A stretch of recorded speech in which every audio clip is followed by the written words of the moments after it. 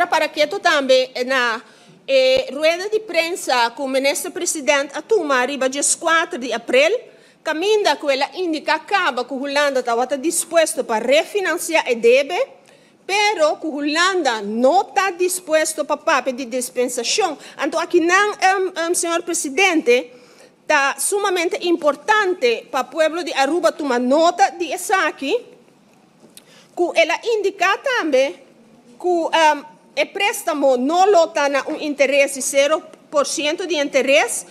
que ele lota mínimo 3% de interesse. Então, ela indica que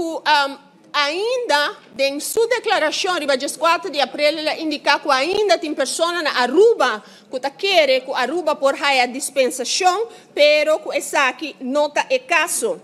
E depois que sua pessoa, como ministro de Finanças, a reunir com o mandatário e secretário de Estado Van Huffelen, nos ministros de Finanças a procurar de Washington, para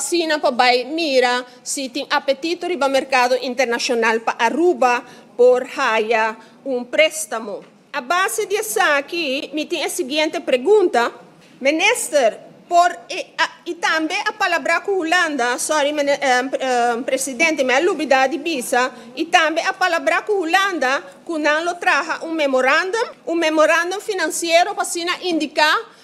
que suma, que possibilidade, que inversão país Aruba lo por hasi, para assim agora nos porte finanças público mais robusto e resiliente, desse ministro-presidente por indicar em que fase essa aqui está, para sobre a compreender de sua pessoa a wema inta, que não está bem trabalhando nesse aspecto aqui.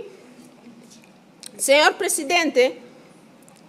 recapitulação como acaba de duna, ou parte de recapitulação como acaba de duna, para elaborar e para ilustrar a incoerência e a incertidumbre que reina de parte de nosso ministro-presidente, para o que trata a negociação de RAFT. Senhor presidente, me quer que no momento aqui, país Aruba está para uma cruzada, nós não temos espaço para riba política populista,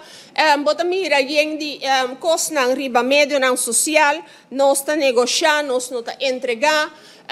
bota mira que também nosso papel de autonomia. Senhor presidente, nossa autonomia a terminar desde 2005. Desde 2005, a autonomia do país Aruba a terminar e o ministro-presidente mesa indicar país não por papel de autonomia se não está disponível de finanças sólido, saudável.